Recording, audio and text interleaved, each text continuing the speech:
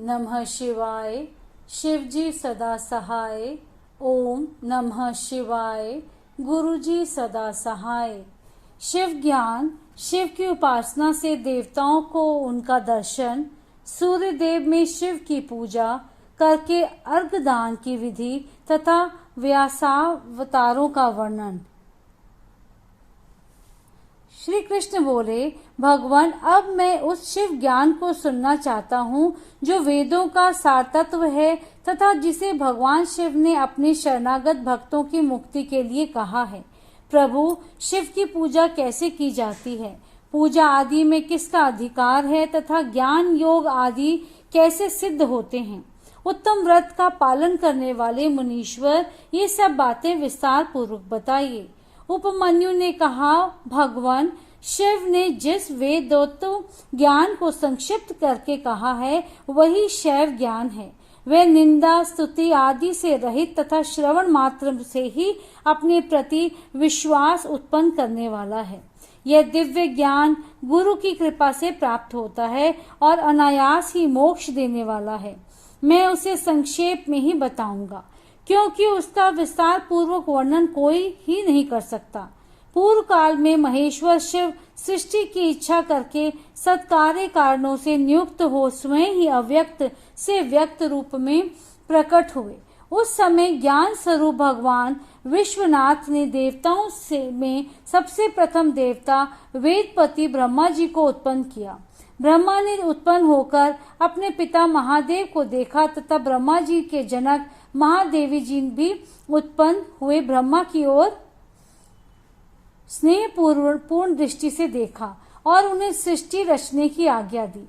रुद्र देव की कृपा दृष्टि से देखे जाने पर सृष्टि के सामर्थ्य से युक्त हो उन ब्रह्मदेव ने समस्त संसार की रचना की और पृथक पृथक वर्णों तथा आश्रमों की व्यवस्था की। उन्होंने यज्ञ के लिए सोम की सृष्टि की। सोम से गुलोक का प्रादुर्भाव हुआ। फिर पृथ्वी, अग्नि, सूर्य, यज्ञमय विष्णु और शचीपति इंद्र प्रकट हुए। वे सब तथा अन्य देवता रुद्राध्याय पढ़कर रुद्रदेव की स्तुति करने लगे। तब भगवान महेश्वर अपनी लीला प्रकट करने के लिए उन सब का ज्ञान हरकर प्रसन्न मुख से उन देवताओं के आगे खड़े हो गए। तब देवताओं ने मोहित होकर उनसे पूछा, आप कौन हैं? भगवान रुद्र बोले, श्रेष्ठ देवताओं, सबसे पहले मैं ही था। इस समय भी सर्वत्र मैं ही हूँ और भविष्य में भी मैं ही रहूंगा। मेरे सिवा दूसरा कोई नहीं है। मैं भी अपने तेज से संपूर्ण जगत को तृप्त करता हूँ। मुझसे अधिक और मेरे समान कोई नहीं है। जो मुझे जानता है वह मुक्त हो जाता है। ऐसा कहकर भगवान रुद्र वहीं अंतर्ध्यान हो गए। जब देवताओं ने उन महेश्वर को नहीं देखा तब वे सामवेद के मंत्रों द्वारा उनकी स्तुति करने लगे। अथर्व शीर्ष में वर्णित पाशुपात व्रत को ग्रहण करने उन अमर गणों ने अपने संपूर्ण अंगों में भस्म लगा लिया। यह देख उन पर कृपा करने के लिए पाशुपति महादेव अपने गणों और उमा के साथ उनके निकट आए। प्राणायाम के द्वारा श्वास को जीतकर निद्रा रहित एवं निष्पाप हुए योगी जन अपने हृदय में जिनका दर्शन करते हैं उन्हीं महादेव को उन देवेश्वरों ने वहां देखा। जिन्हें ईश्वर की इच्छा का अनुसरण करने वाली पराशक्ति कहते हैं, उन वामलोचना भवानी को भी उन्होंने वामदेव महेश्वर के वाम भाग में विराजमान देखा, जो संसार को त्याग कर शिव के परम पद को प्राप्त हो चुके हैं तथा जो नित्य सिद्ध हैं। जो उन गणेश्वरों का भी देवताओं ने दर्शन किया। तत्पश्चात देवता महेश्वर संबंधी वैदिक और पौराणिक दिव्य स्तोत्रों द्वारा देवी सहित महेश्वर की स्तुति करने लगे। तब वृषभध्वज महादेवी जी भी उन देवताओं की ओर कृपा पूर्वक देखकर अत्यंत प्रसन्न हो स्वभावत मधुर वाणी में बोले, मैं तुम लोगों पर बहुत संतुष्ट हूँ।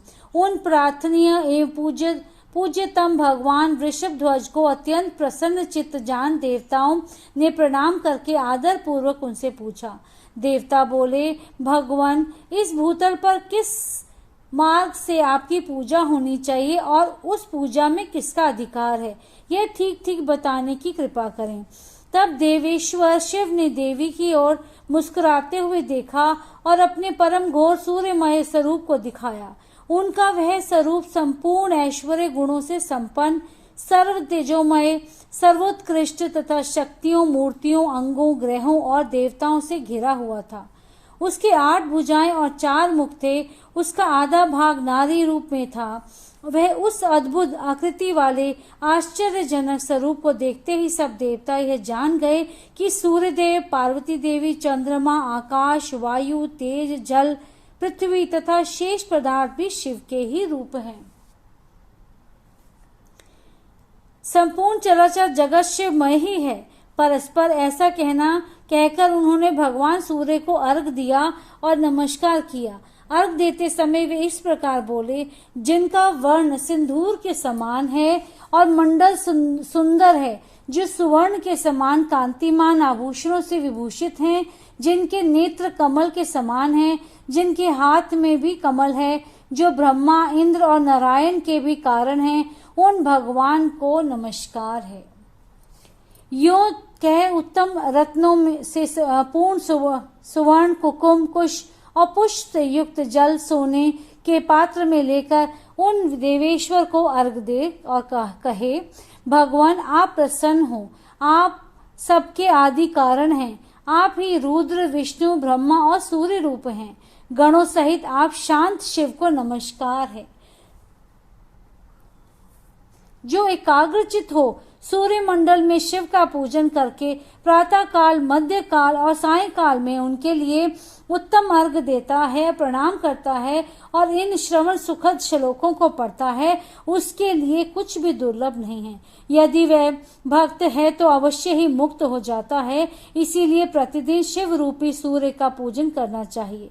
धर्म, अर्थ, काम और मोक्ष के लिए मन, वाणी तथा क्रिया द्वारा उनकी आराधना करनी चाहिए। तत्पश्चात मंडल में विराजमान महेश्वर देवताओं की ओर देखकर और उन्हें संपूर्ण शास्त्रों में श्रेष्ठ शिव शास्त्र देकर वहीं अंतर्ध्यान हो गए। उस शास्त्र में शिव पूजा का अधिकार ब्राह्मण, क्षत्रिय और वैश्यों को दिया गया है।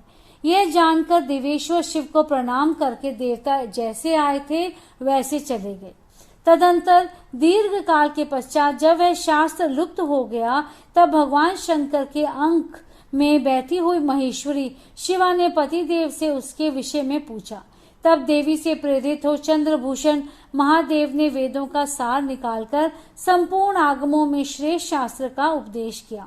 फिर उन परमेश्वरी की आज्ञा से मैंने, गुरुदेव अगस्त्य ने और महर्षि दधीचि ने भी लोक में उस शास्त्र का प्रचार किया।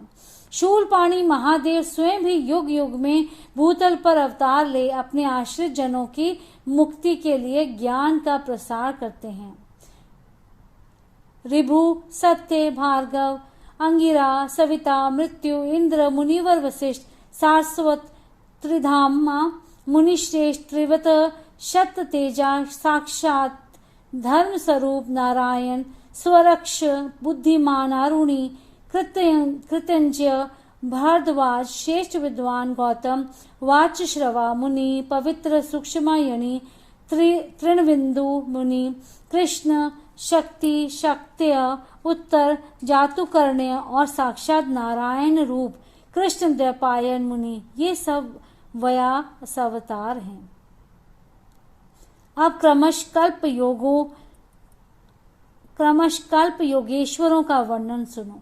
लिंग पुराण में द्वापर के अंत में होने वाले उत्तम व्रतधारी व्यासावतार तथा योगाचार्य अवतारों का वर्णन है। भगवान शिव के शिष्यों में भी जो प्रसिद्ध हैं उनका वर्णन है। उन अवतारों में भगवान के मुख्य